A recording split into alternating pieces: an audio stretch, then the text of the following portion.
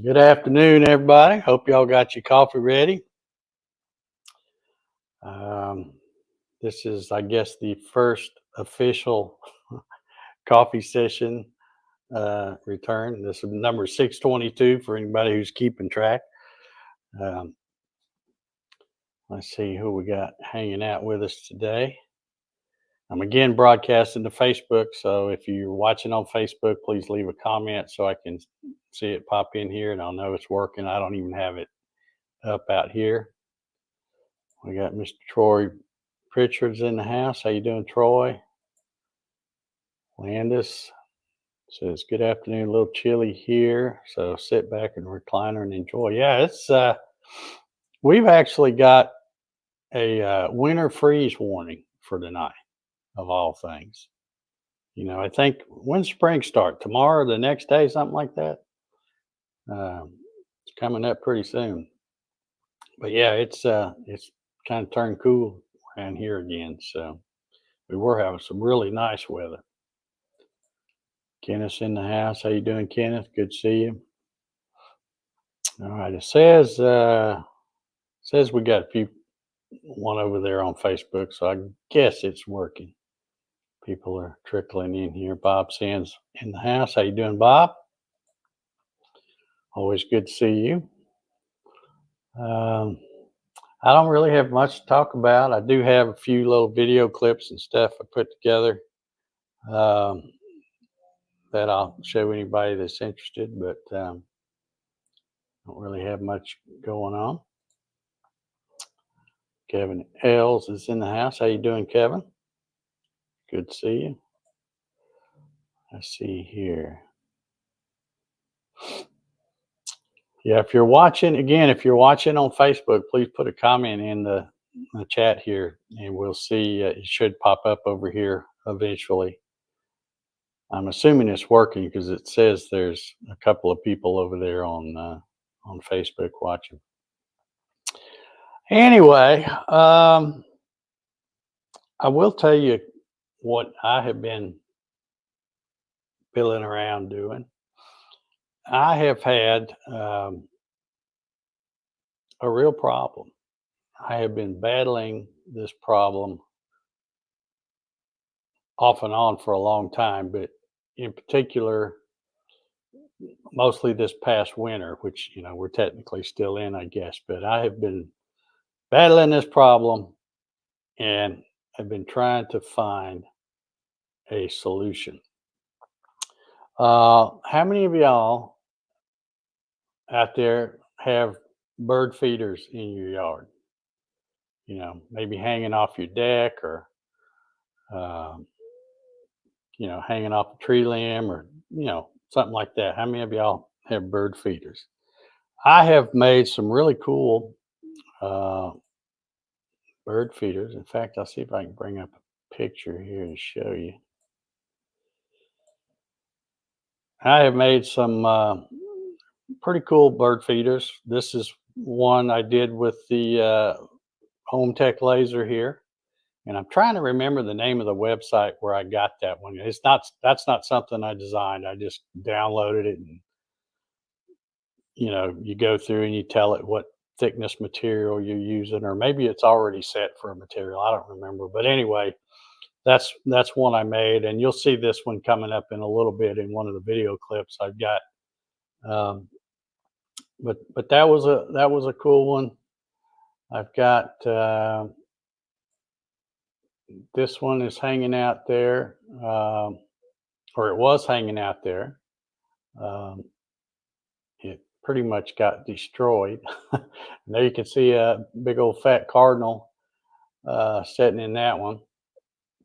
I think these pictures were taken the day. There was one day where there was a cardinal, and they don't live to be very old. I think 2 to 5 years is about max for uh, birds. And this old guy, he was real fat. You'll see as I click through these, really fat and all. And I remember he got in that thing and just sat right in the middle of it. He wasn't eating; he was just sitting there.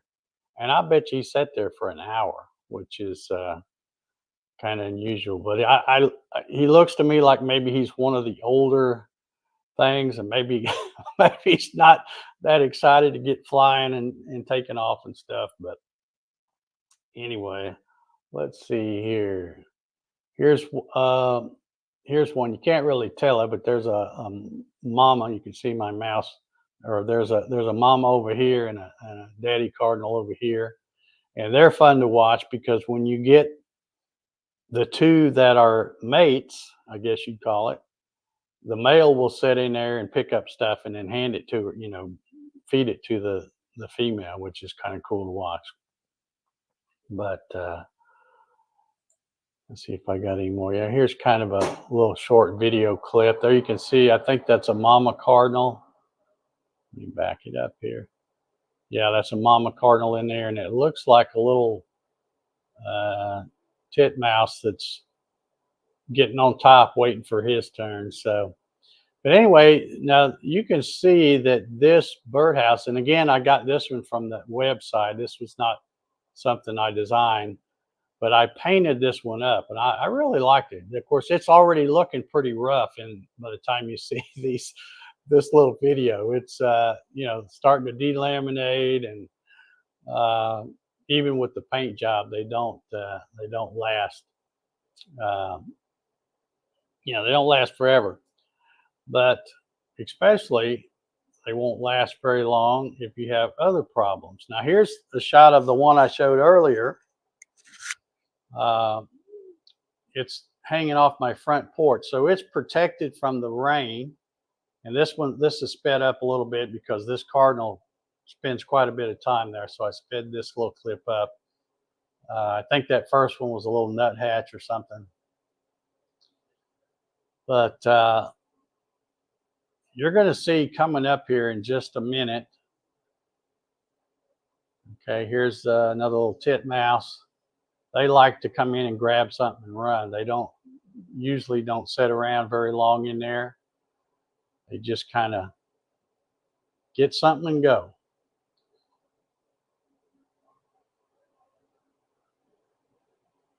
But this next one coming up, you're going to see that this is what my problem is and what I've been battling all winter long. Yeah, this guy, my arch nemesis, the eastern gray squirrel. And the problem is, as many of you probably know, have heard me talk about it before, my backyards is not only pretty heavily wooded, it's big old trees, 50, 60 feet tall. So there is a big squirrel population, and every one of them are a pain in the butt, just like this guy. You see, they just get in there, they'll eat all the good stuff, and especially right after, it's like they sit back and you fill it up, and then when they notice the birds going back and forth to it, they're like, okay. So, this video, although it's been edited and stuff clipped out, this is probably about 30 minutes from the time I turned the camera on and started seeing the first birds to, the squirrels showing up. So they are a real pain in the butt, and that's what what I've been battling, and I'm trying to come up with a way to make a really good squirrel-proof bird feeder, but not one that's just squirrel-proof, but one that doesn't look ugly. You don't want barbed wire, stuff like that. You want it, you want it to look good if it's hanging on your house. So anyway, I got to looking around, and me, I go to school at YouTube University all the time. So I just started searching DIY squirrel-proof bird feeder. And of course, there's a gazillion things that come up, just like there is with anything on YouTube. But I found this one guy in particular. Let me put his name up here. I think I got him. There he is. There he is. His name's Chris No Tap. At least that's the name of his YouTube channel. And if you want to check out a couple of videos, I've got links down below in the description. But he made and he did this 7 or 8 years ago, but he took some copper pipe and he actually ran a test. He took a jar that had a big mouth, like a big old pickle jar or something. And he would put some sunflower seeds in the back of that jar and he would set it out knowing the squirrels would get it. And he was trying to determine what size opening is too small for a squirrel. So he started out and it's a big jar. So the squirrel goes in and out real easy. Then he goes to, I don't know whether he's 3D printing these things or what, but he puts another lid on there and it's got a smaller opening. And anyway, he figures out that just a little over 1.75 inches, somewhere between 1 7/8 inches, 1 3/4, the squirrel can't get in, but the bird still can. So he had the first one he did, and these videos, if you go check them out, they've got millions of views, both of them. But he's got the first one he did out of copper pipe. He just cut a little ring, about 5/8 wide or so, and then he glued them together with clear silicone.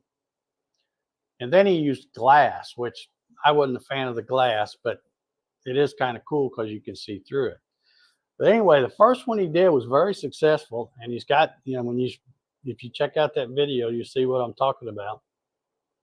The birds go in and out and get the feed, and the squirrel can't get in there. Well, if he found out the first time that the squirrel, even though it couldn't get in, it could poke its head in or even stick a paw in there and get to the stuff. So then he started making the container smaller, where there's about 2 to 3 inches from the side, and that worked perfectly. And then I don't know when it was, a year or so ago, it was more recent than the one he did 7 or 8 years ago. He got ready to make another one, and of course copper's gone out of sight, so he used fence posts that I think it was from like a chain link fence post. It's about 1 7/8, just about that perfect diameter. And he did the same thing. He cut little rings of it, glued it together with the silicone stuff, used some more glass and all that. And he already knew the lessons from before, that you put the feed inside and keep it where they can't reach it from outside that thing. So I got to watching that and I thought, man, what a genius idea. You basically put the food in a jail that the squirrel can't get in, but the birds can go in and out freely. So I really liked that, and it got the old wheels of thinking. I'm like, okay, well, I've got all this equipment out here. I got a CO2 laser, I've got an Avid CNC, I've got milling machine. I got all kinds of stuff. What can I do? What could I make that would do the same thing, but yet try to be a little more attractive than that? Because I got to admit, although it really worked cool, it's not something that's really appealing as far as the looks of it. But anyway, so I started thinking about something, and I thought, well, there's no reason it has to be a circle, just a ring of something. So I made this little pattern, and it's a honeycomb pattern. And what's weird is I was sitting there thinking about it, and I was scrolling through Facebook, and there was some article about bees and how bees make the perfect honeycomb stuff, and they do. So that's kind of, I thought, well, wow, that's neat that I ran across that, because I was thinking circles and all that, but I really like this better. So this honeycomb, if you go from this point here to this point where it's the tallest, that is 1 7/8. And then that makes this size here about 1 5/8. So I'm thinking, well, that would probably work perfect because the birds are probably going to be taller than they are wide. And I think they could probably go in and out of this pretty good. Uh, and yet the squirrel won't fit through there. So I made a prototype, and I'll show you the. If I can figure out how to switch cameras here. Let me check comments real quick, see if there's anybody. Okay, Troy says first day of spring is tomorrow. Yeah, you better send her a memo because okay, Kenneth says he's got one off the deck. Chris loves bird feeders. Ryan Ballard in the house, showing off his new Pew Pew machine in the new video. If you haven't been over to his channel, go check that out. Ryan says we have bald eagle outside right now. All right, well, I'm not trying to attract any of those, but let's see. Marcelo says a bit late. Was prepping my wood for 2 new inlay boards. Okay. All right, so let me switch this camera over here. If I can hit the right one, I think it's this one. Okay. So, and I guess y'all can still hear me. Nobody said anything, so I guess y'all can hear me okay. So anyway, this right here was my little prototype that I made. And I just made 4 of these panels that will interlock. Then I made this base right here from some scrap 3/4 inch plywood. This is just a little box I had laying around. You can see it's got plenty of sunflower seeds and bird yumminess in there. So this was my test. I wanted to test 2 things. One, I wanted to test to see if the birds could go in and out of this, or if they would go in and out of this, because this is going to smell a little burnt because of cutting it with the laser. And this is some of that mahogany plywood I had. So I thought, well, this will be my test. I'll just set this right here in the middle. So there's a good 2 to 3 inches all the way around this thing. And then this is just a piece of scrap 1/2 inch plywood that I just set on there. And I kept thinking, I hope they don't knock it off. But anyway, so I set this out there just on a table out on the deck the other day. Let me make sure I get a sound check because I don't want to be over here yakking. Can everybody hear me okay? Somebody let me know. I think Troy's doing thumbs up, so I think that means, yeah, y'all can hear me. I'm waiting for something to come in. Like I said, it'd be just my luck I'd be over here. Okay, we got a yes.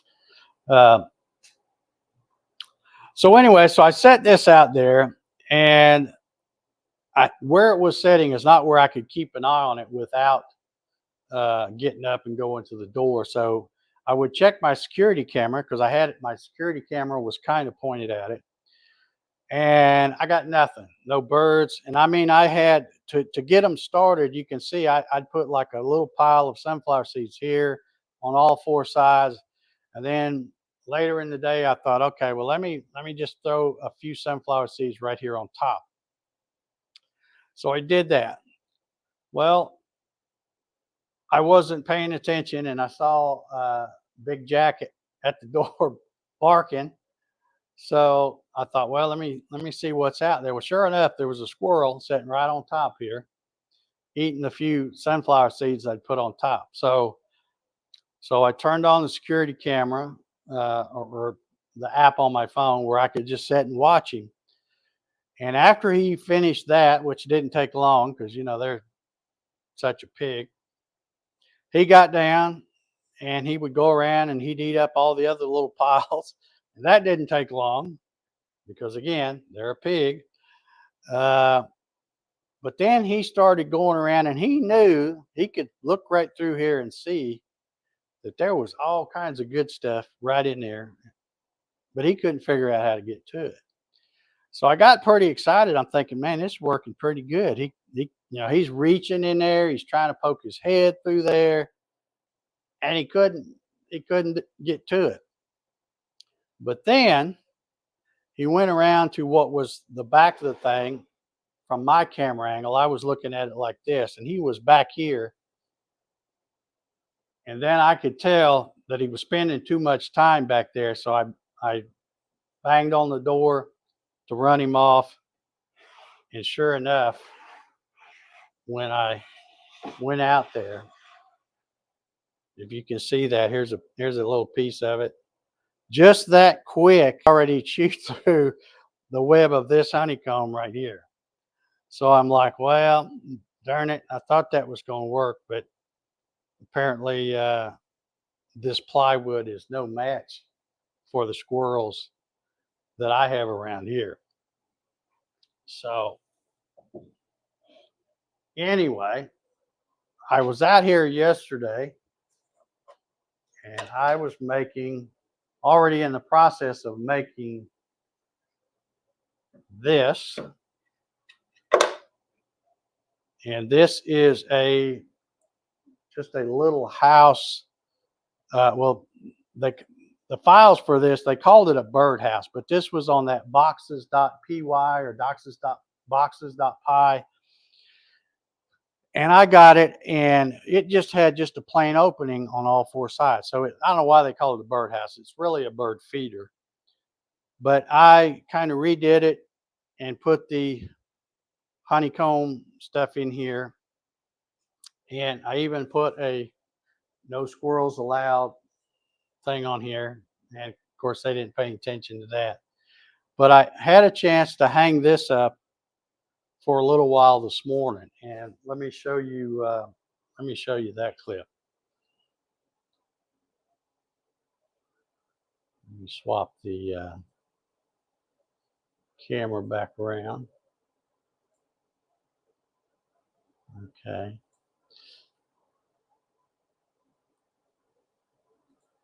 Okay, here's where we left off here. Okay, there's what this, like I said, they call it a bird house, but it's a bird feeder. And it looks like they've got this one scaled down. I scaled it up a good bit simply because I knew I would be putting the bird feed in the center, and I wanted there to be big enough that, to be able to have 2 to 3 inches all the way around the thing. So that's where I got that. And again, I redesigned this to add the honeycomb webbing in those openings. Now here is the first chance, and this is the first real test. There's a little titmouse there, and I was a little concerned because I didn't have any kind of perches or anything, so I didn't know if they would just fly up and grab a hold of it, but he had no problem. You can see he came in, got something, and took off. There he comes again, or maybe a different one, I don't know. But they are flying off of there. And of course, here's my arch nemesis again. First time he got on there and took a quick look, and then jumped back down. And then he was sitting, you can't see it in the camera, but he was sitting over on the deck railing, forming a plan, I think. And here's another little titmouse in here. They're having no problem, even without perches of any kind, going through the holes and landing on it. Now here's Mr. Squirrel again, and he's checking it out. And now he's back for a third time, and you can see he's really looking it over, going, man, how do I get in this damn thing? He's crawling all around, trying to figure out how to poke his head in there.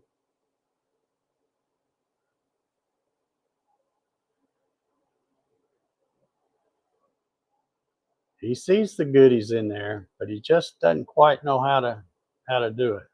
Okay, now here he's back for a fourth time, and again he's going nuts trying to figure out how to get in there. He goes all around this thing. But then when he gets to this backside again, right here, I think. Yeah, right here. Then I can tell he must be starting to chew on it. So I will bang on the window. You probably even saw the door shake a little bit there. I had the camera just sitting there looking out through the glass on the door uh, to record that. But yeah, so let me switch this camera back again.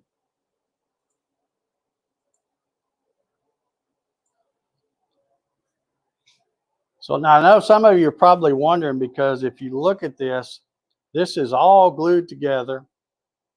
Even this little tray is glued in the center.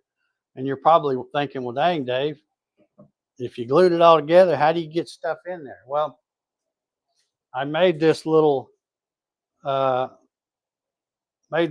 trough. It's basically just a four-sided box, and I left this end off. And you can actually put the seed in here and then run this through and just tip it up and it'll fill it. And I did have it all in there nice and neat.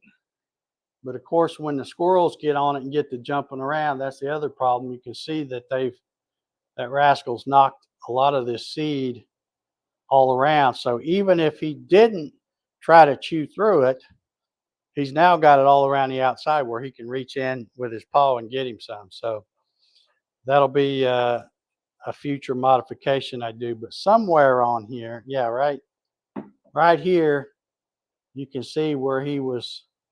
A couple of places right there. He's got this loose here. So it would have been, if I'd have just let him go, it probably would have taken him less than 5 minutes to chew through that. And he would have got in there and sat and not left until every last bit was gone, because that's typically what they do. But anyway, the battle rages on. That's all I can say. It's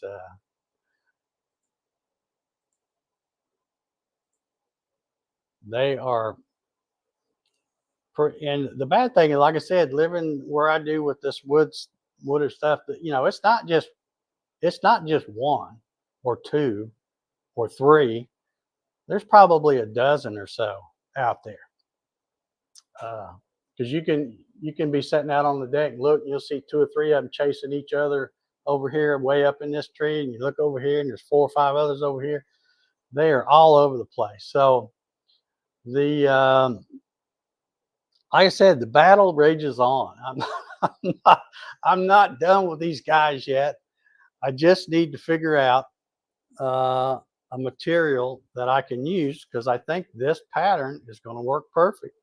I just need to come up with a material that a squirrel can't chew through. And I don't know what that's going to be, other than steel or aluminum or something like that.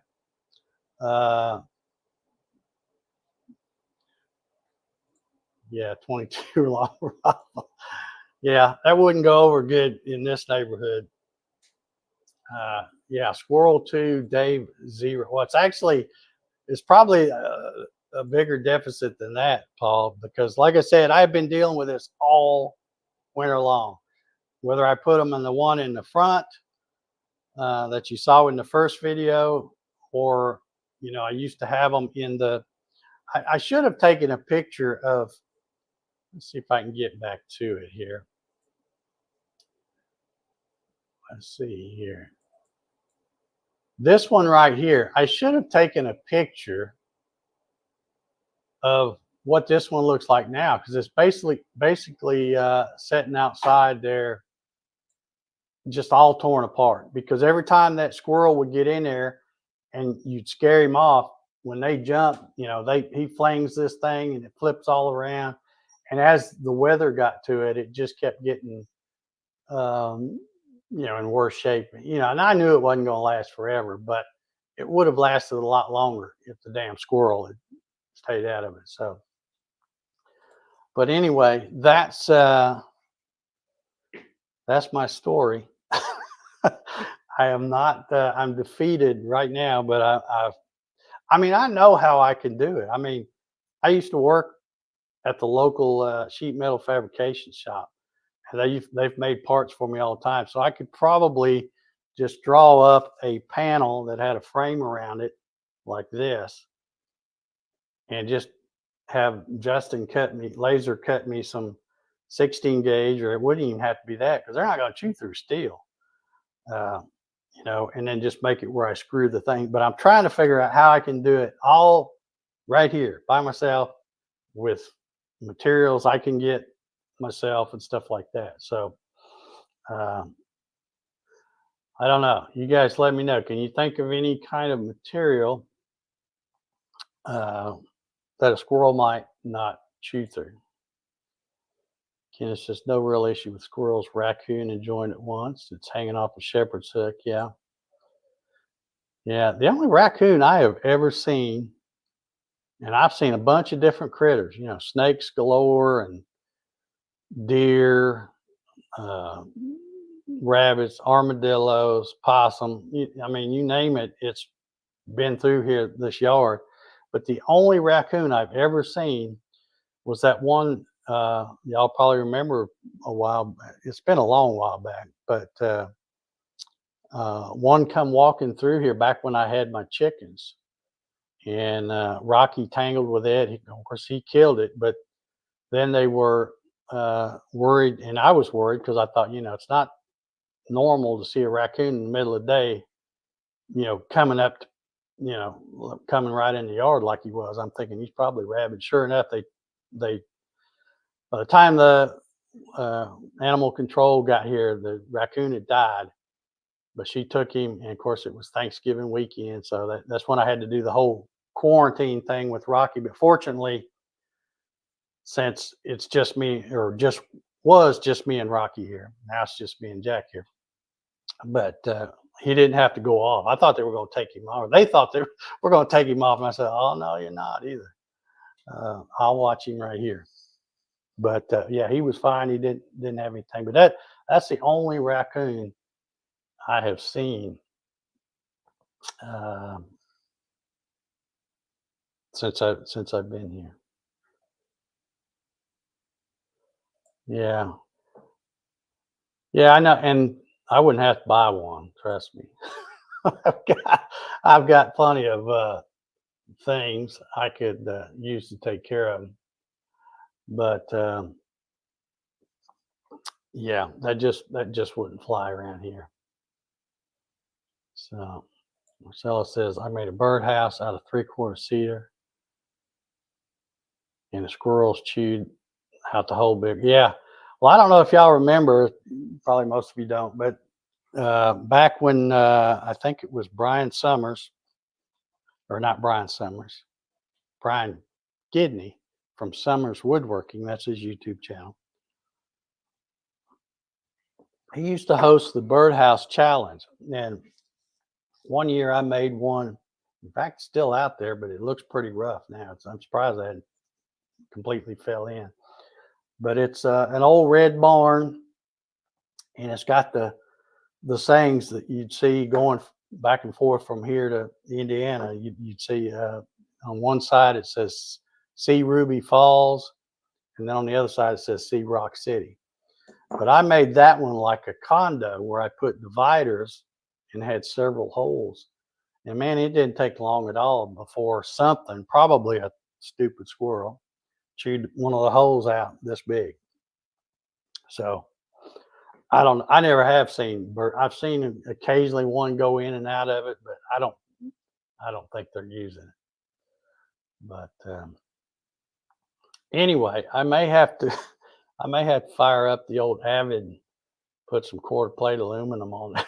Try to, it would just take forever because I don't know, maybe it wouldn't take that long. That's just a lot of stuff to cut. But I will come up with something. I actually thought about that guy used glass panels around his pipe stuff. And I've actually thought about using this clear acrylic that I have and cutting that pattern. But according to Alexa, squirrels will chew acrylic plastic also. So I don't think that would be any different. I really think it's probably going to take something either aluminum or steel to uh, to make it work right. But anyway, I will keep you posted on how, how my battle with the squirrels is going. But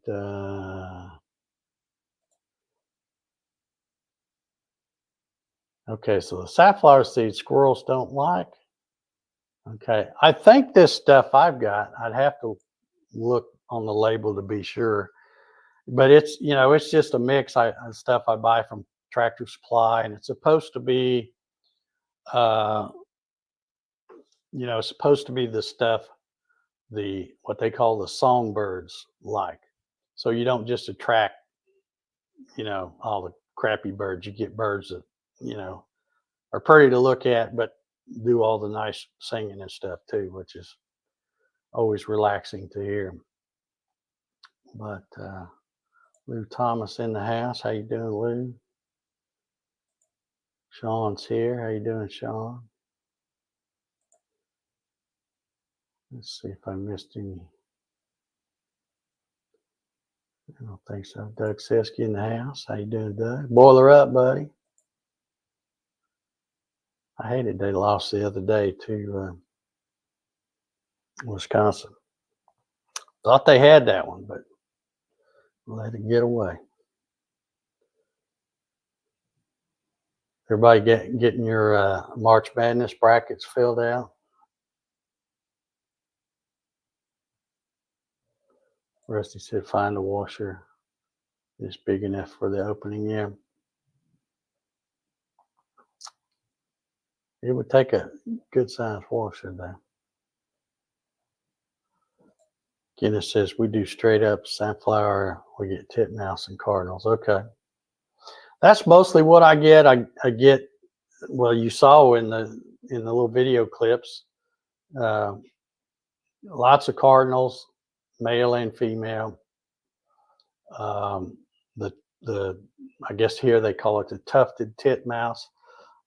Get those. What's the other one? Nuthatch, I think, is one. Those little wrens and stuff. A lot of the little birds, and it's fun for me. I think I don't know about you guys, but I enjoy watching the interaction amongst birds because some of them are so different. Just like that one clip I had there where you see the daddy cardinal and the mama cardinal. Well, as long as they're mates, you know, they're okay with feeding each other and being on the bird feeder at the same time. But if there's a female on there in the feeder by herself and another male comes up, but he's not her male, she'll run his butt off. Um, and the same thing with if there's a male cardinal and another female comes up and it's not his mate, he'll just run them off. They only want to get along with and be nice to the ones they're mating with. And then other birds like the titmouse, Kenneth, maybe you can chime in here.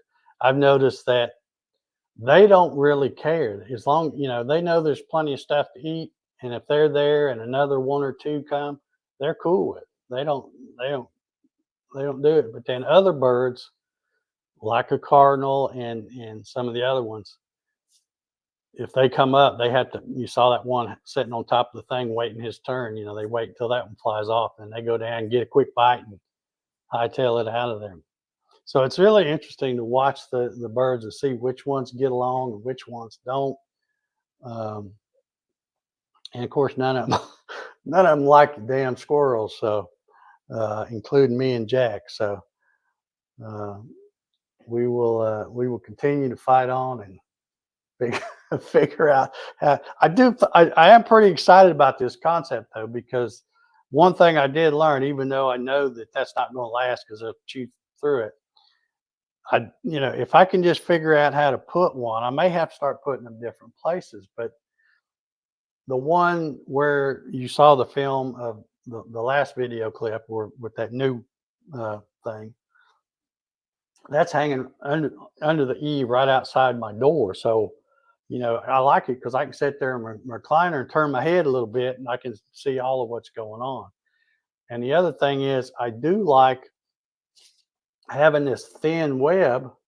This is only less than a quarter of an inch, because with the four sides, it all you can see right through the thing. So it's all it's not quite as good as being glass, but you can really see through it and see what's going on. So I am encouraged that the birds seem to get in and out of this even without a perch, and that's one thing I was going to do. I was going to laser cut a perch to add to that, although that'll be just something else for the stupid squirrel to hang on to also.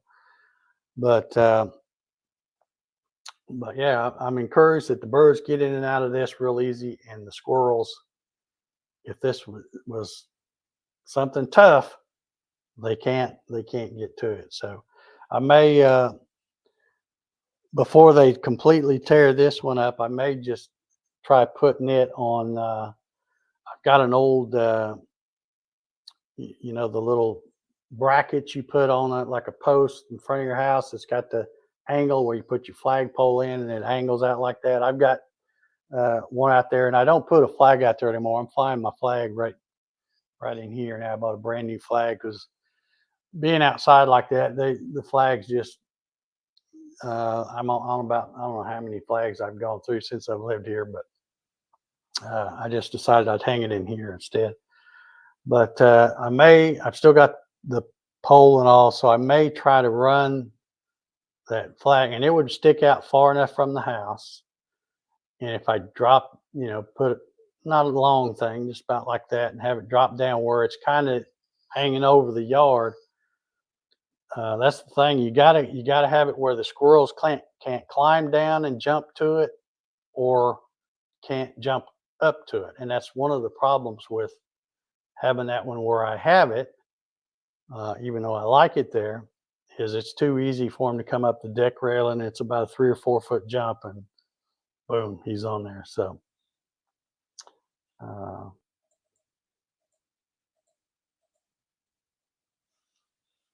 we'll go back and let's see how to, there we go. Yeah, see, like I said, the birds, seem like it's no problem even without a perch for them to go in and out of that.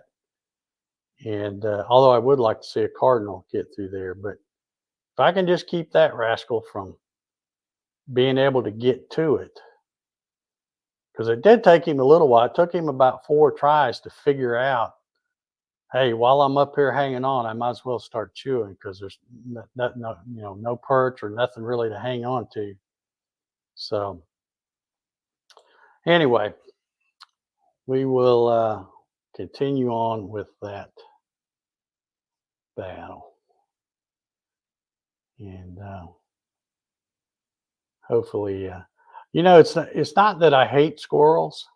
They're fun to watch as well because they chase each other and go up and down the tree. They're super fast the way they jump around and stuff. But I would probably buy them some corn and stuff if they would stay away from this. And I know some people probably think, well, why don't you get some corn and put out there? Well, been there, done that. The problem is they'll go sit their fat butt in the spot where my corn is. They'll eat every last bit of that, and then when it's gone, then they come hit the bird feeders. They're pigs. I call them tree rats. But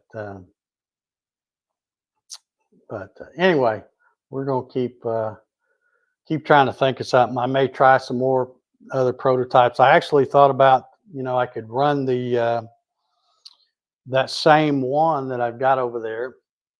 I could run it just out of thicker stuff, so at least when he started chewing, it would take him a while, with some 1/2 inch plywood or something like that. But the problem with that is when you do that honeycomb web pattern on something thicker, then it's not where you can see as good in there. So I really like that less than quarter-inch web on there. So anyway, let's see. I don't think I've missed any comments. Well, I guess we'll wrap this one up. Doug says plexiglass. Well, I do have, well, I have some plexiglass. Now, I can't cut it on the laser because it's got the wrong stuff in it. But I do have acrylic, cast acrylic, which is basically these things. You know, this is 1/8. I might just for the heck of it,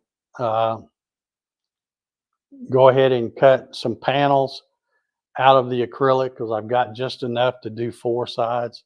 So I may cut it and just figure out a way to screw it or glue it or something to that, and just see how long it takes them.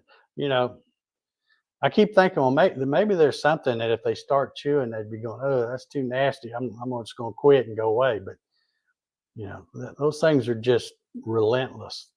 The way what they try to get into, especially when they can look right in there and see it just inches from their nose.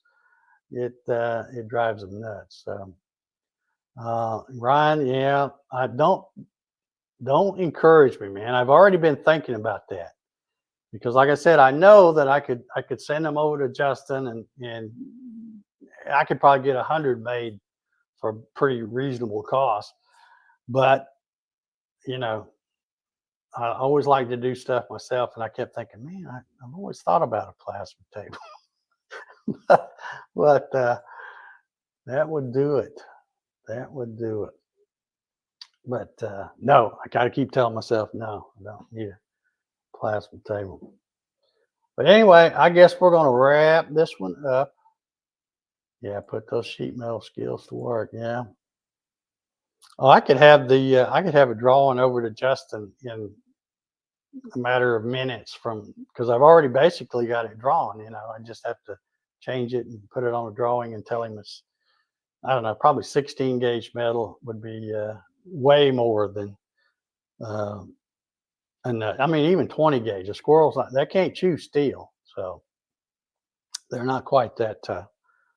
But I don't know. I may have to get him to make me some just for the heck of it. Uh, we'll see. I'm gonna keep trying different things, and if I can't find one that defeats the squirrel, I'll have to probably break down and get him to run me some. So anyway, we're gonna go ahead and get ready to get out of here. Again, if you want to check out that guy's videos, the guy was talking about, where'd he go? Right here, Chris No Tap, I guess is how you say it. That's his YouTube channel. There's links to those 2 videos down below, so if you want to check them out. And worst case, I guess I could go to Home Depot and get fence posts and pipe cutter and clear silicone and all that stuff and do it like he did and just use the laser to make the box part. But I really not wanting to do all that. I really like that design I've got. I just wish it was some kind of material where they couldn't chew it into, especially so quick. That, like I said, the first prototype thing that where I set it out there, I went out there and run him off, and he'd only been chewing probably 5 minutes, and he'd already chewed through one of those webs. So anyway, all right, let's get out of here. I don't know when I'm going to be doing another one of these. I guess when I got something to talk about. But in the meantime, y'all enjoy your coffee, and we will see y'all on the next one.